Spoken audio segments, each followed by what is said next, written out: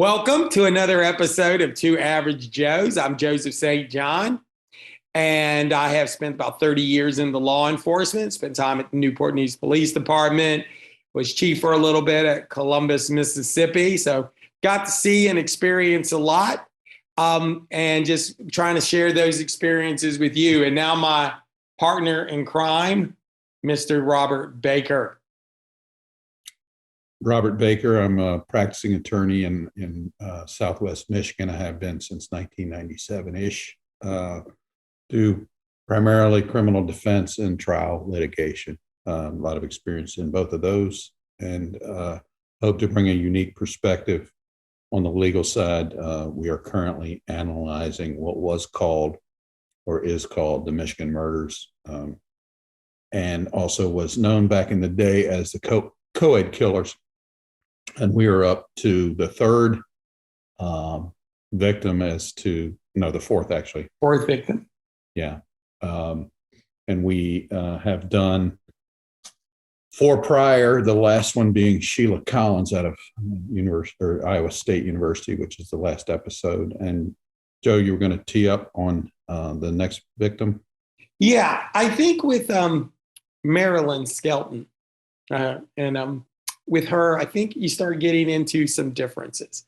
I think that we had discussed in Mixer, everybody said this was different, but I've constantly reiterated, as you, that they're all different. But you're going to see a big difference when we talk about Miss Skelton. First off, she's not a co-ed. She's 16 years old. I do not even believe she's still attending high school, not that we're using that as anything negative about her. And she has a much different lifestyle and background than many of the other victims. Again, that's not a criticism. We're not putting any badness on it. She just was different. And that's going to be different because when we look into this victim profile, you're going to see she does not meet any of the criteria of the other people. Okay, so for everybody else was the same. No, they're not. And there's no co-ed murder on this one. The other thing I want to point out for her is she's 16 years old. So that's different. But now I'm going to go full in. The violence of this particular crime ups the ante 100%. Okay. There's a lot of interesting stuff about that. And again, whereas murders were happening about almost like once a year, it seemed like, right? Not quite once a year, but I mean, spaced out. From this time forward, from Mixer, Skelton, the intensity and the quickness of these crimes are going to increase tenfold. That's a big difference. Set us up there. Let us know a little bit about what happened with Miss Skelton. Okay, well, to kind of frame it, all right, if our listeners remember, there was originally a murder in 1967, Miss Mary Therese Fleiser. She was 19 and she was an EMU co-ed. And then we believe that Sheila Collins case, which we took out of order because we just found it, occurred in January of 68. Then Joan Elizabeth, which she was a co-ed at the Iowa State University, which is very similar to Jane Mixer, who was the third. Let me stop that. So Joan Schell was killed in July of 68. She was an EMU co-ed also. We had an episode on her. And then Jane Mixer. Jane Mixer occurred, this is what's really interesting, on March the 20th, 1969. And she was believed that she was taken from the University of Michigan. And then at midnight, she was either in fear of death or she died pursuant to the autopsy. And then the Maralynn Skelton case, which is a 16-year-old high school student, she disappears at about 4:30. She's last seen on the 22nd of March in 1969 at 4:30. So About 36 hours, you think? Yeah, 36 to 40 hours. So if you remember, Jane Mixer was not brutalized. She was strangled. Well, if you say not, strangled and shot in the head. Not brutalized to the level of some of the other victims. Right. is accurate. Yep. So what my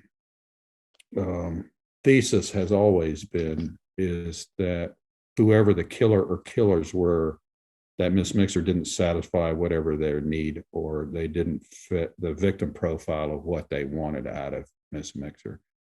And that they're, and this is me being a profiler, which Joe and I poo-poo, but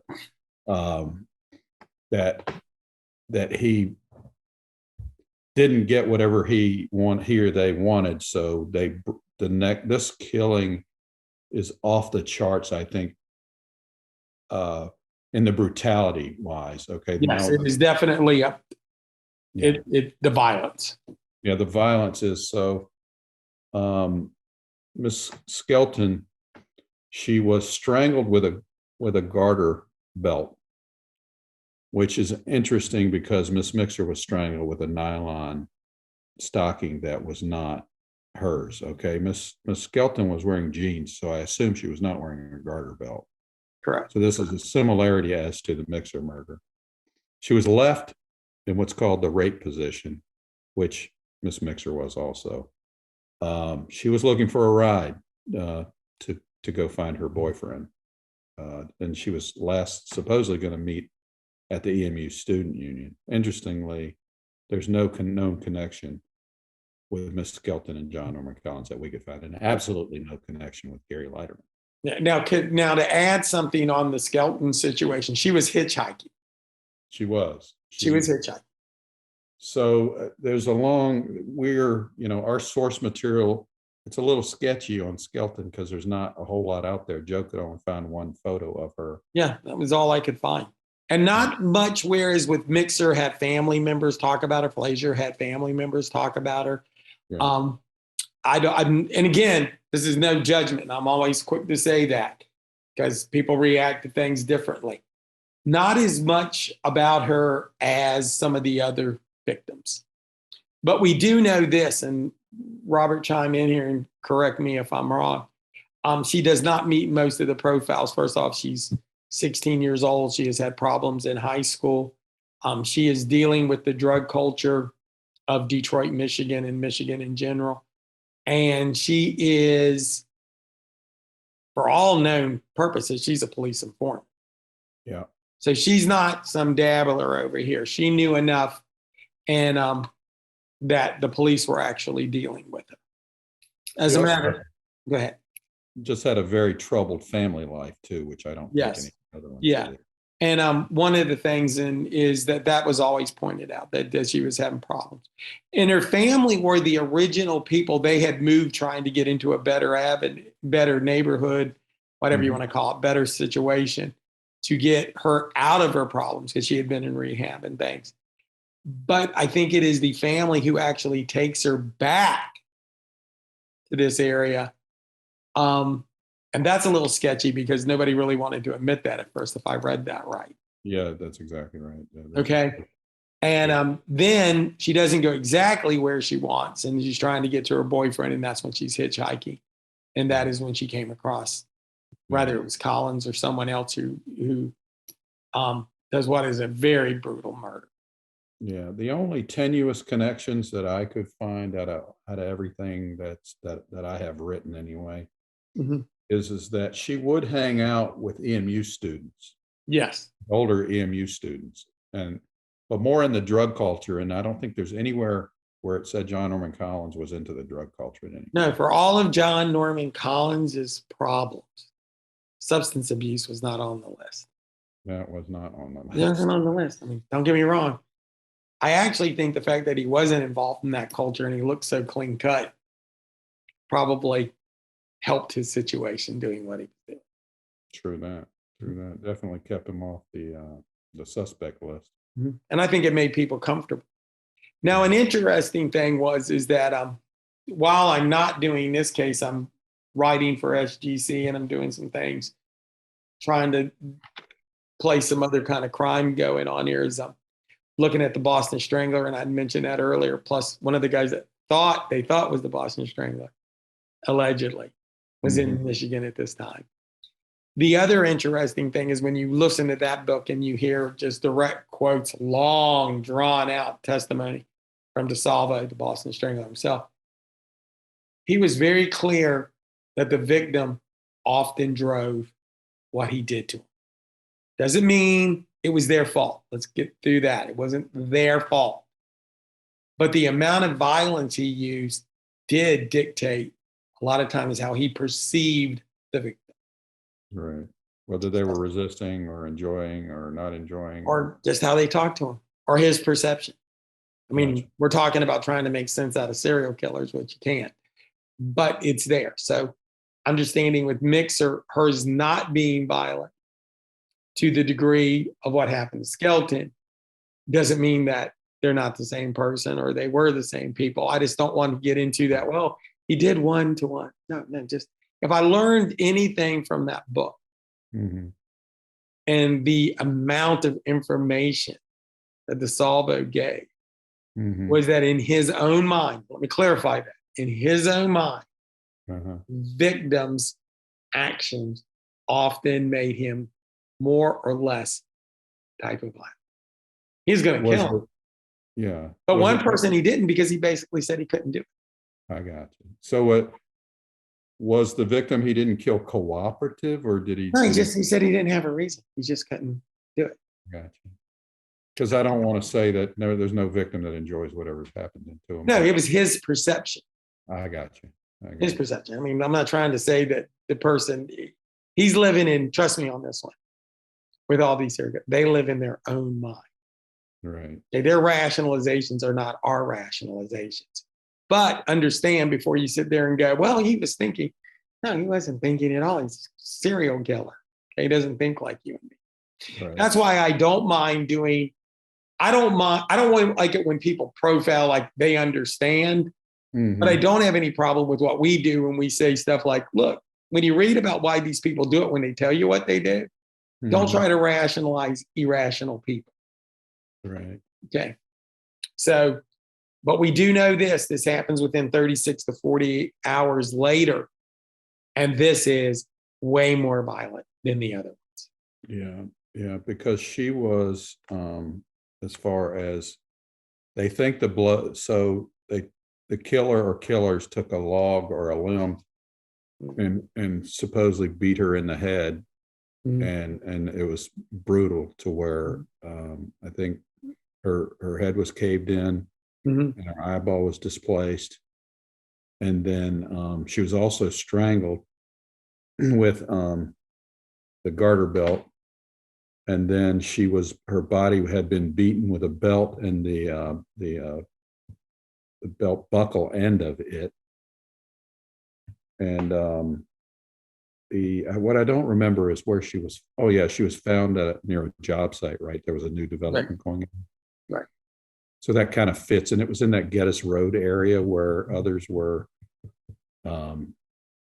dumped. Right. And they believed that she was not killed there, or did they think that she was killed there or not? I was always believed, and we can double check this because we'll revisit this next time, but it appears that I was always under the impression she was killed one place. All of these were killed one place, including Skelton, and then dropped off somewhere. Right. Again, we'll have another episode on this one to clear up any of the confusion that is some of this, because it is when a couple of your source materials are using pseudonyms. Oh man. Trust me, listeners. Sometimes you go back and you go, wow, I've actually listened to the book with my phone on some notes I took to make sure I had who was who. Yeah. Trying to keep it straight. So, yes, Yeah, but I right. believe most of them, if not all of them, were killed one place and brought to another. Right.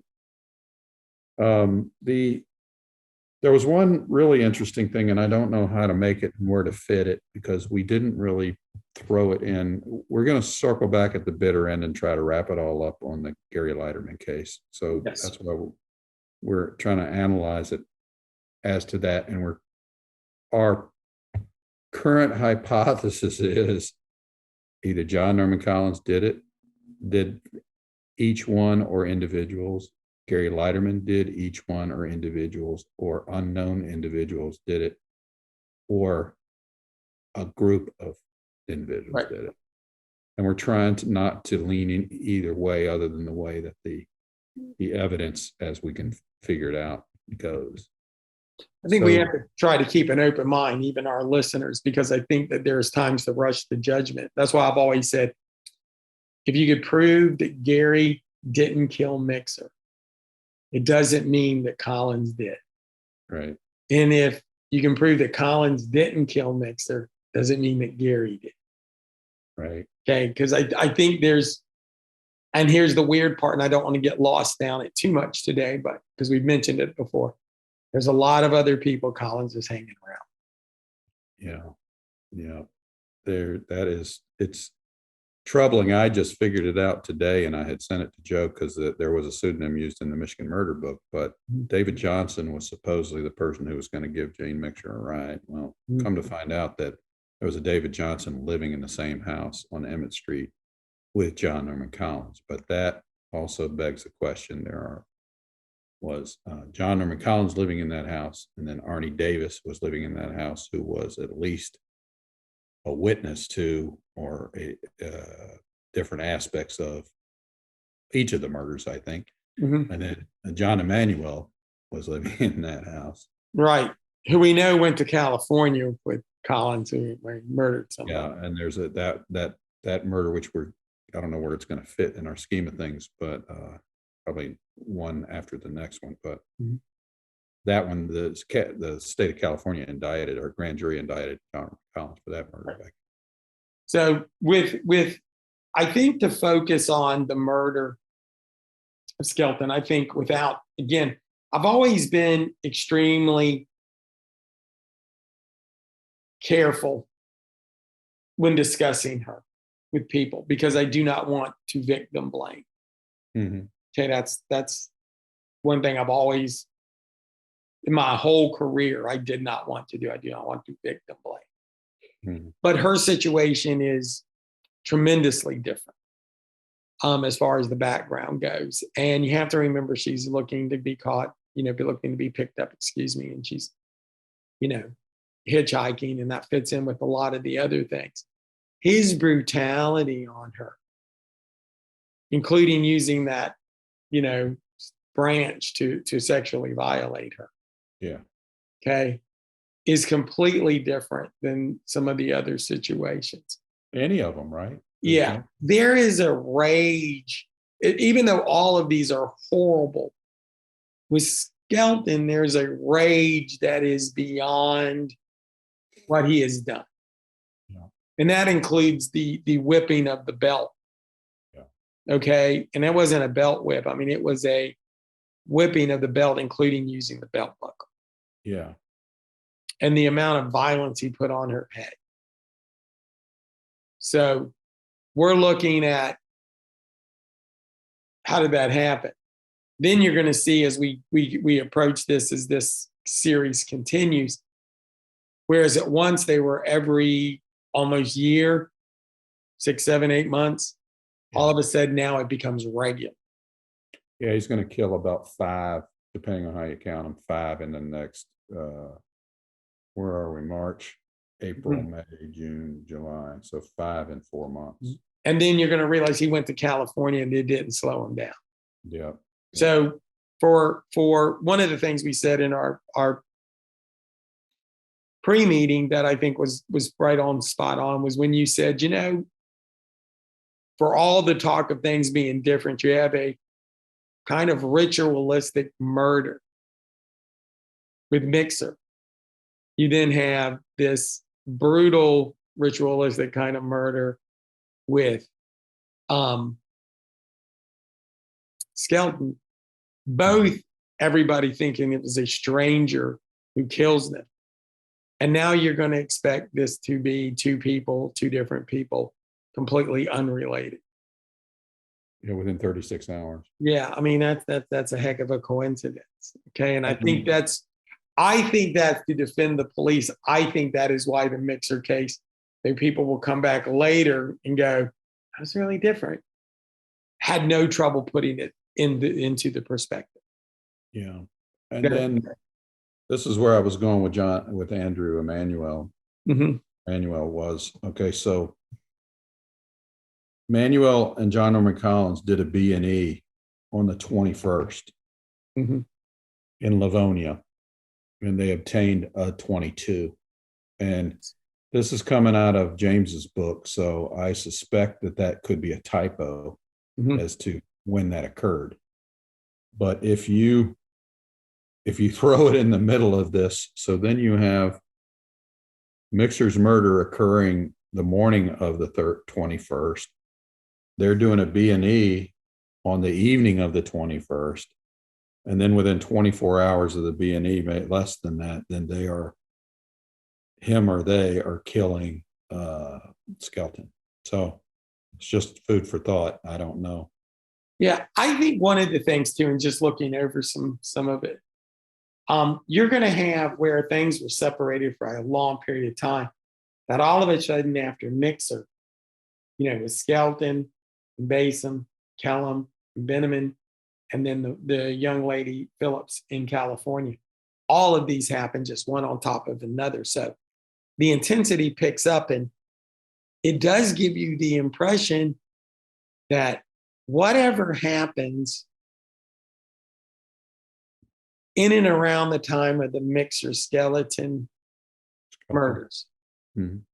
that something's triggered, where whether it's one or two people, and that when I said two different people with those, I mean not acting together, because I do believe there is the potential that people were acting together on these crimes, was that all of a sudden you start to realize whatever happens during this time frame, regardless of what you believe, things are now about to get completely out of control. It is truly going to get out of control. And just know that in July, what they're calling the final murder occurs with Karen Sue Beineman. John Norman Collins is going to go around town and basically advertise that he's picking up this woman who ends up dead. Yeah, let me tell you, when we get to that one, when people listen to his behaviors before he picks her up, it's insane. It's insane what he does. But I mean, he basically is advertising. I don't think that he is necessarily hiding in plain sight either, because going back to our episodes where we talk about the second victim, we are well aware that the police were aware of John Norman. Aware of that. They were definitely aware of that. So let me, by the time that is Shell, right? Is how we pronounce Shell. Yeah. Mm-hmm. Is the second victim is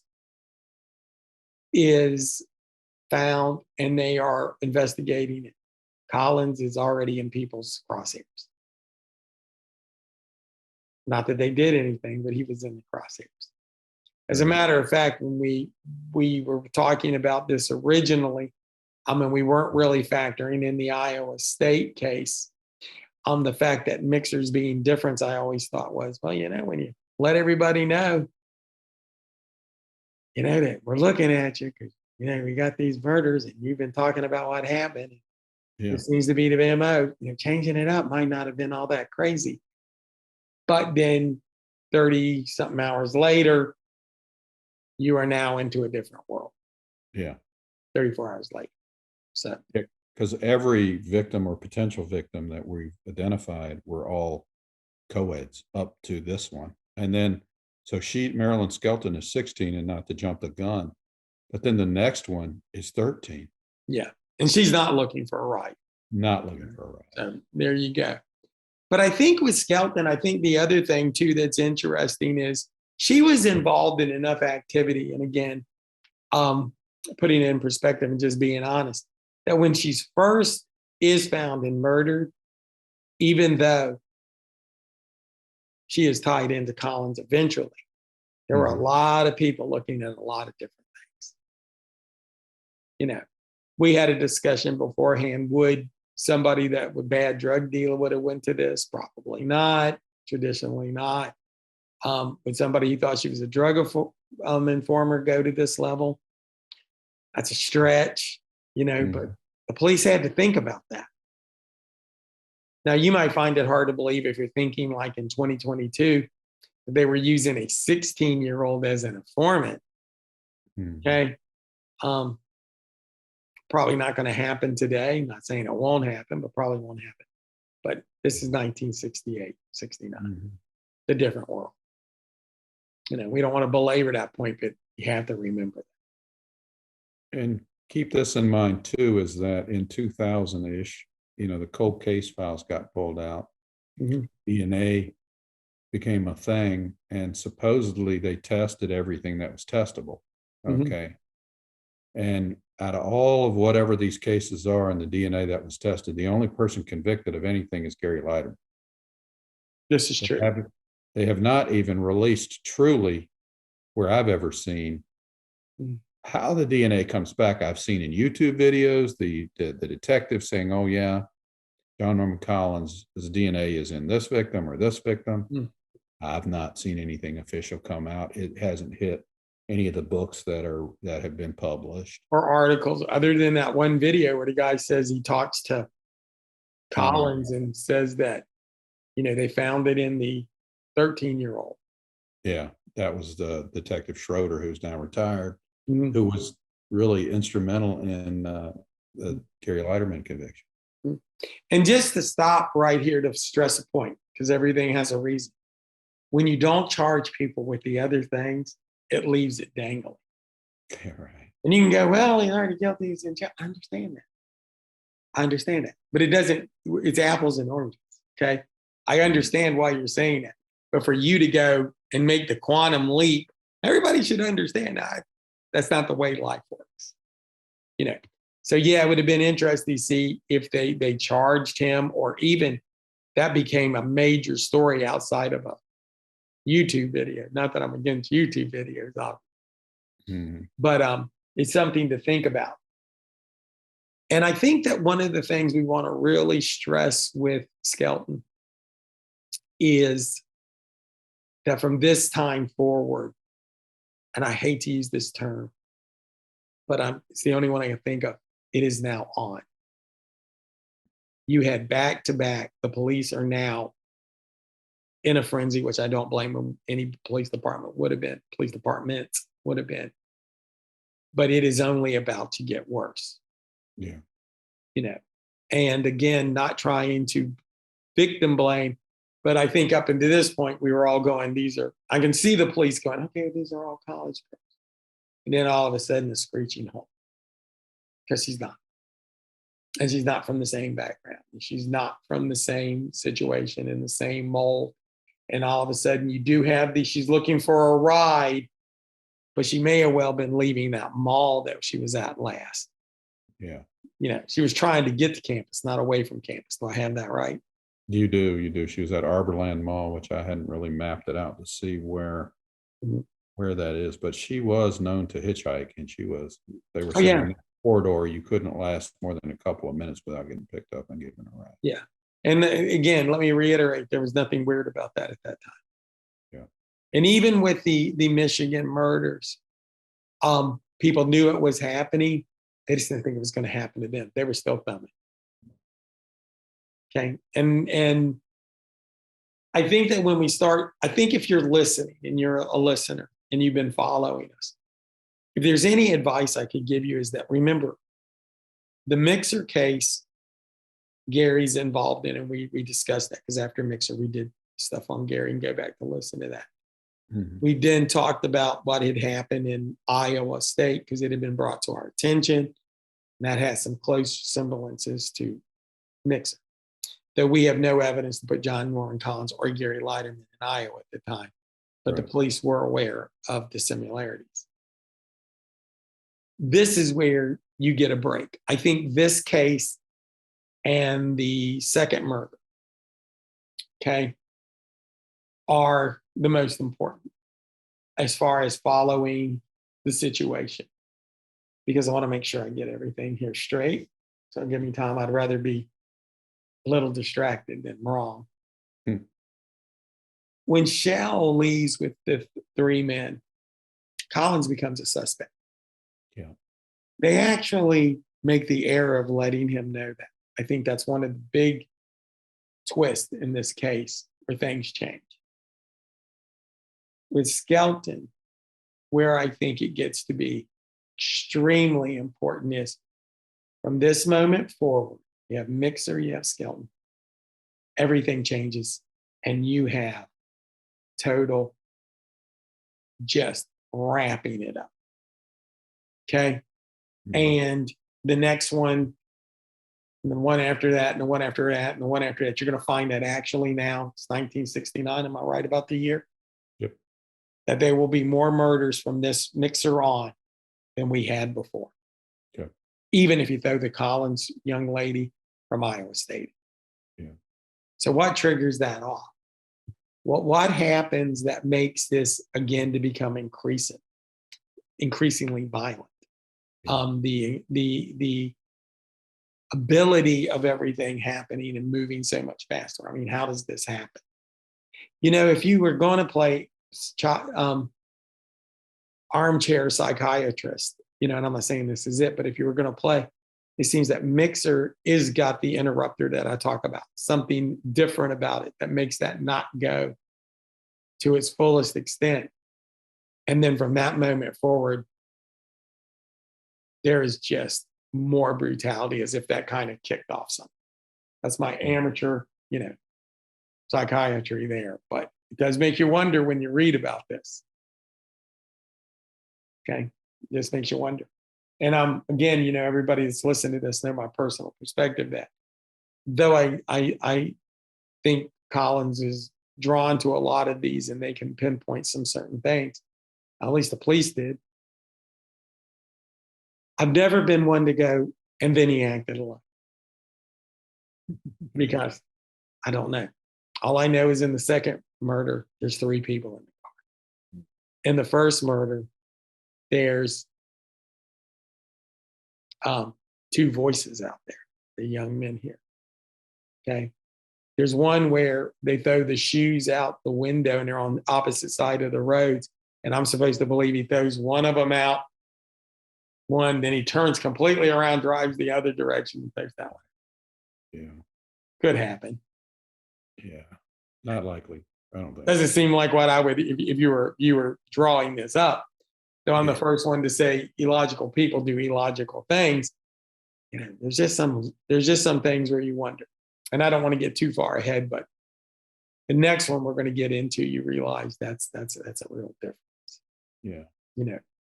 So I think with her, we really do need to address that she doesn't fit the victim profile. The violence is a lot greater on her.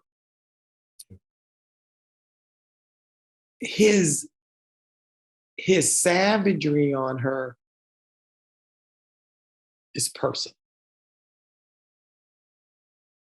meaning his dislike for her is personal. Okay.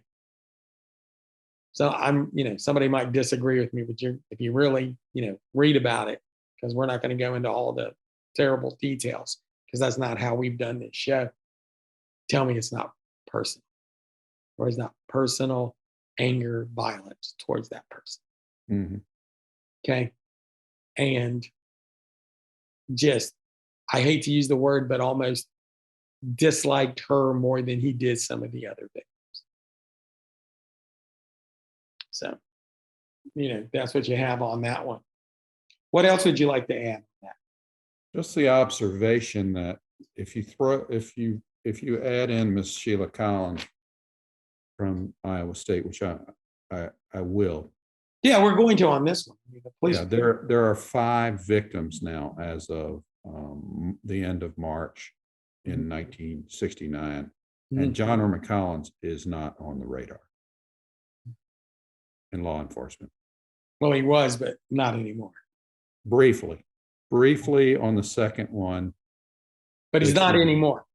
Right. So just know that he is still not.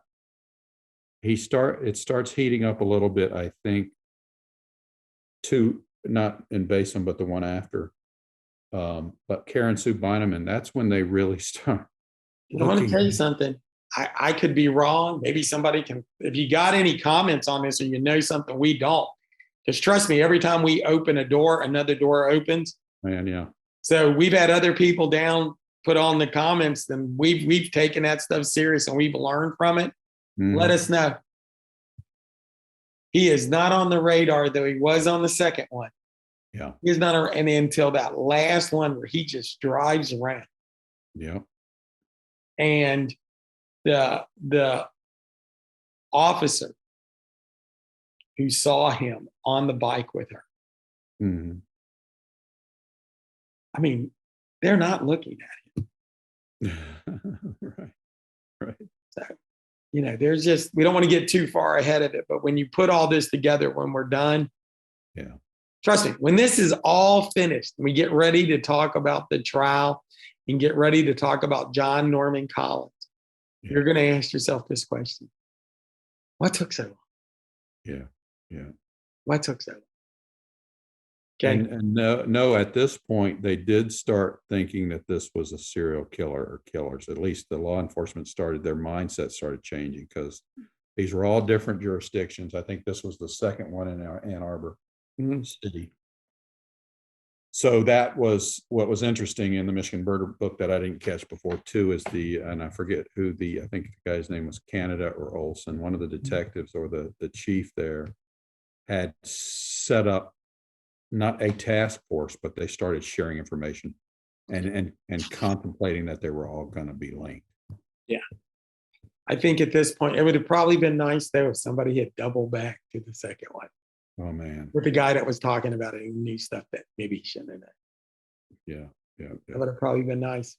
We're getting a little more traction. Each one of these episodes are getting more traction, so we appreciate it. For those of you that have not subscribed, please subscribe. Hit the like, leave a comment, especially if there's something you have read. This, not trying to sound trite, this actual murder, the Michigan murder book from the 70s is very good, but there has still not been anything definitive written about. Yeah. And unfortunately, with Michigan murders and the James book, hunting serial killers. Is that what it's called? Catching serial killers. Uses pseudonyms. Yeah. And I wish they didn't, because it makes our job a lot harder. And it's for reasons I can't tell you why they would have done that. No. Collins' situation is there is not a definitive book written about it. So hopefully one will end up being written about it. Maybe that will be what will come out of this podcast. We're hoping. Look at it far harder than I've ever looked at it. And I was, connected with the Gary Leiterman case after the fact. Well, I think with Gary's situation, where you were involved after the fact, you were looking at Gary's situation and you were going by just doing the cursory stuff. Because that's how, when you and me first started discussing it, that's how I looked at it. Yeah. And yet, guess what? Every time I look at it the second and third, fourth time, when we do one of these, you're like, wow, there's just something we didn't know. Yeah. If there's anything, and again, I don't want to give away my personal beliefs all the time, but I think I've made this in clear from the beginning. I'm not willing to say that there were 14 people involved in this, but I'm not willing to say it was one person. And I don't mean like different people doing the murders. I just think that there's just some things where I think more than one person was involved in certain one of these murders. Now, they may have a common thread, which I believe. And we're doing hindsight. I would have looked at that frat and his house and those people a lot harder. Yeah. And maybe they didn't. It just hasn't been written correctly. Well, and we have the thing called an accessory before or after the fact. And at least that. There will be the final episode that we do on this, of the last couple will be very interesting, because we'll be, excuse me, every one of these that we do. I mean, I take 2 or 3 hours to prepare, and I believe Joe does too. Oh, yeah.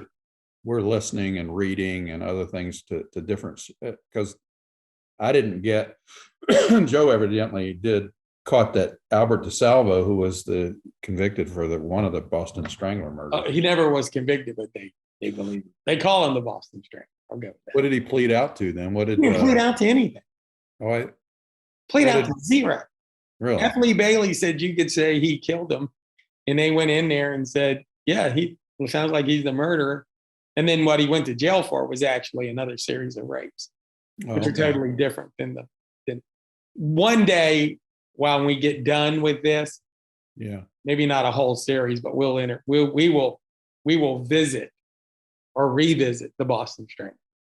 He was convicted for none of it. Matter of fact, he wasn't even charged. Yeah, that's the interesting, if there was a Venn diagram, there is a little bit of overlap. There's some overlap. A matter of fact, you had his name, the psychiatrist that was all involved in this. Roby. Yeah, they were actually thinking it was maybe him because he was so involved in it. Yeah, he moved to Ann Arbor in 67 or 68. Yeah. So, the actual psychiatrist that. Yeah. And then the guy that they thought could have been the Boston Strangler, with at least a few of them, was it. There's pictures of him in the riots. And the rental riots that occurred in Ann Arbor, Ypsilanti area, he's on the front cover. Who we don't know who he really is. David Parker was a pseudonym. David Parker is the name they use. Yeah. The pseudonym. I think for that one, that might be to not get sued. His actually makes sense. Yeah, this is like an onion peeling, though, because every time we find something, there's 10 other things that we didn't realize. Mm-hmm. And a lot of them has to do with the pseudonyms that are being used in all these books, because it's hard to line everything up. That gets to be difficult. I think the other thing, too, is, we have to fight against the stream some, where people say it's all the same, and they're not. All the victims are the same. They're not. And I think with Skelton, I think that was the day, just going through hers, and we'll revisit her next week. And again, it's weird. It's probably the most savage of the killings. I found one picture of her, and I didn't find, and again, I'm not insulting her family. Everybody grieves differently. Mm-hmm. But there doesn't seem to be a lot of background information, other than we know from some of the sources that we use that there was a lot of family problems. Right. Yeah. Okay. Or at least that's the way it was presented. Yeah, because the cops, and when they were investigating, they were thinking, well, did the dad beat her with the belt? Yeah. Because he was known to whip her. Be violent. Yeah. Yeah. And she was uncontrollable. So, and then there was the thought she owed some drug dealer some money, so it could have been a hit. Yeah. Yeah. And again, we're not victim blaming, but you have to understand, when she comes up, she is totally different. But would you agree that this was a sexual killing? I would agree with that, and I would agree it was extremely personal. Yeah, or whatever that whoever did this did not respect her.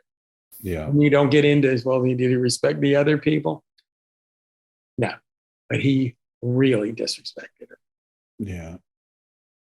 So it's difficult when you look at these from 50 years away to say, did her father beat her with the belt prior to? He hadn't brutalized her like that before. No. And that she wasn't showing any signs of welts or whatever as of 4:30 when she was last seen. Mm-hmm. So that's probably it probably was the killer or killers who did that. Yeah. Yeah. And I would agree with that. But the hitman do the brutalization is another question. Right? Yeah. See, but here's the difference. We have 50 years looking back to say that. True. The police at the time did not. Yeah, I'm not blaming the police. Well, I am a little bit. Well, sometimes, I blame them when I can blame them. I'm just saying, God knows I'll blame when I blame. Maybe want to look at this guy that was on your radar the second time. Yeah. I'm not here to defend nor to shame the police. I'm just here to give facts and my view of the facts. And on this one, I could imagine that family was looked into. Because again, every indication is the dad was extremely violent. Well, and they were lying. They were lying. Oh, they were lying. I don't think they wanted to. I feel bad for the family when I say that. I do too, but man, I feel bad for the family. Okay. But I don't think they even wanted to really come clean that they were the ones that drove her to the. They exactly didn't want to do that. And I don't know why. I think one of the things I don't want to get into is of deciphering people's grief. Yeah. Motives. Yeah. Or their grief, just their grief and how they act to it. I got you. You found out she's passed and she's been murdered. You may not want to share that you drove her there. I think that they were lying before they ever knew she was dead. Well, they were lying. And it Right. might be some of it was they knew some bad app. Okay. I'm not, first off, I don't think the family was functional. So if No. any of the family members listen to that, I apologize. That's just the way it comes across. I don't usually apologize for murders, but for families, if you're a family member and you ever listen to this, and if you got a better idea on it, let us know. I understand this too, and you can maybe put a point on it from the law enforcement side of life. And because now you've had 4 murders in this area in less than 2 years, 20 months approximately. So the pressure on law enforcement had to be immense, right? Coming from the press. And oh, let me tell you something. Pressure cooker. Okay, let's drop 50 years of hindsight. mm-hmm.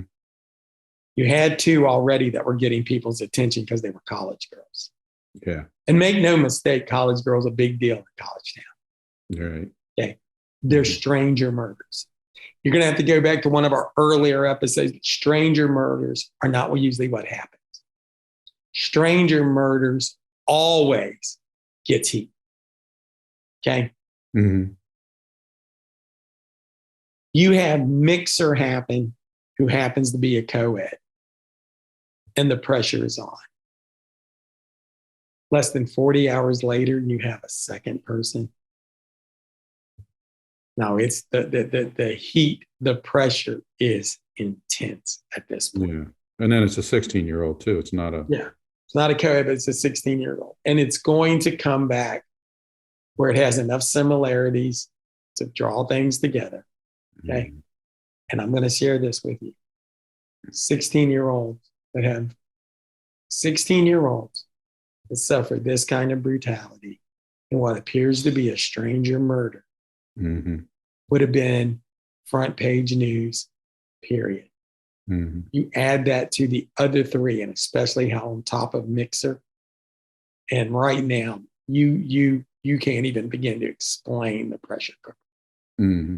from what law enforcement is experiencing. Well, when you were chief of police, didn't you have a murder down there in Mississippi? Oh yeah, we had murders. We had one that we did not solve, and I'm not going to get into that one, because it hasn't been solved to this day. And it still comes back on TV, and as it should. They're not my public relations hand. I haven't been a chief there for a long time. I still feel bad. Yeah, but was pressure put on you to solve the ones that? Yeah, because you know what? Because the average murder, who did it. So we had 4 murders when I was here. 3 of them were solved because we knew who did it. Right. Okay. This one we didn't, and we still haven't figured it out. And when I see something on TV, I still feel bad. And people have every right to go, "Hey, what happened on that?" And that's the fallacy of DNA too. Is you think that DNA is going to solve everything, or CSI in half-hour TV show solve something when you've got a series of 7 to 9 murders where only 2 of them are supposedly solved, and I'm not sure about either one of those actually. Yeah. Because here's my thing. The average, and we did this in an earlier show, but I'll go over because you're talking about now the pressure. Mm-hmm. The average murder is solved because we know who the murderer is. Mm-hmm. Okay. It's great police work afterwards because you do have to convict them. Mm-hmm.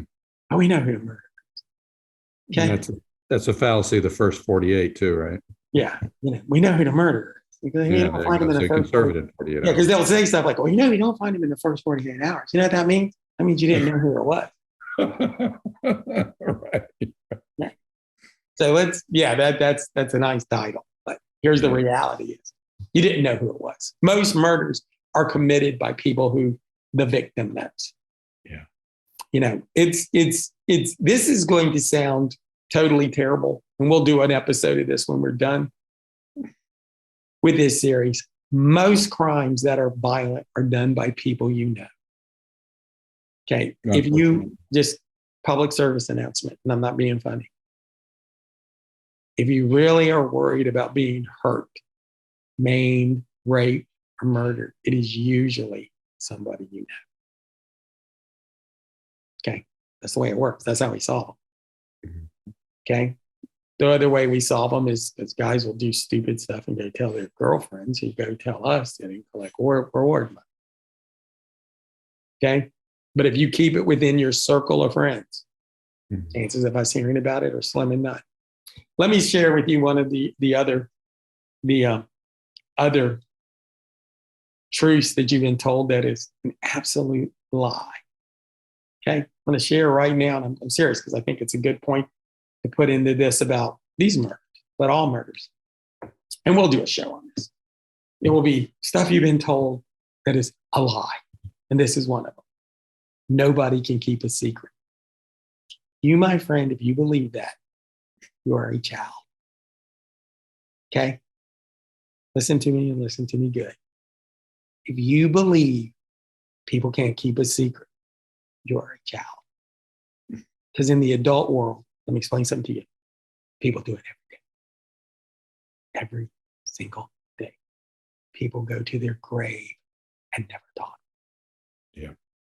On very, very, very serious stuff. So again, part of this show is to educate you. And when I have a moment that I can, let me share that with you. People keep secret every day. Okay. And that's one of the reasons that some of these things never get solved. People know. People know. And I think in the situation with even these murders we talking about, okay? Even on these murders that we're talking about right now, there's information people know. They could probably tag who did it. They could probably share information about who was with John Collins when maybe I believe people were with him. They're not talking. So somewhere down said it himself. Huh? John Norman Collins said it himself in an interview. He said, "Hey, man, I believe in the code of silence between frat brothers." I believe that people just keep a secret because they do. Because I'll hear sometimes I'll be reading comments and go, well, you know, people can't keep a secret. No, dude. I don't know what planet you live on. Mm-hmm. I don't know what your maturity level is. But adults know better. People keep secrets. Okay? That's why there's so many unsolved murders. I think two things happen, and this doesn't apply on this one. Some murders are unsolved because they purposely pick on the disenfranchised, homeless people who are living, lives where they're not being followed or tracked. But even in those situations, somebody knows something and they're not telling us. Okay, so there you go. There's your lesson for today. Yeah. And, not to go balls deep in it because it's a different show, probably maybe a different series, but in the Kennedy assassination, wasn't it Trafficante that he was going to do a deathbed confession or something like that? Yeah. We won't even, right. That's one of my favorites. Something as complicated as that, I've heard people say, well, nobody can keep it secret. I don't even know what to say. I'm becoming an old man, so I just sometimes just let people say silly stuff and let it go. Right. You'll learn. One day you'll learn. I learn every day. Every day I learn something. Okay? Yeah. But we have that. We're going to come back next episode and revisit this one. Yeah. Again, it's for all his brutality. It's probably the one that's, a family member didn't come up and do it. That's one of the things with Mixer and some of the other ones. They've actually had family members offer, some information. Mm-hmm. So make sure you hit subscribe. Like I said, hit like, make a comment. Anything you want to add before we leave? This is probably the least information that we can find. This case we can't find much about, and so we've beaten far deeper than anybody else, I believe, because in the Michigan murder book was probably 30 pages, and in Fournier's book it was about 45, but he went deeper into the family and the drug dealing and all of that kind of stuff. But, yeah, he did. But I am going to share this. If anybody knows some information, let me know. Yeah. Anybody else have a picture or anything, let me know. Because again, we're not short selling it. But one of the things I take pride in is we don't make stuff up either. No. And we try to correct it if we're wrong. Yeah. And if we know something, we'll talk it to death. And if we don't, this is what you got. Right. So I'll be honest with you. The only way you can make the show longer is the victim blame. And I just refuse to do it. No, there's no reason to. Just refuse to do it. I refuse to do it in everything I do. I'm not going to do it. Mm-hmm. I think, and I will give credit for the book by Fournier. I don't think he victim blamed either. I want to clarify that. I don't think he victim blamed at all. I just think he wanted to create an atmosphere of the differences. Mm-hmm. So which he did a good job. Yeah. My hat's off to him. Because I want to clarify, he didn't victim.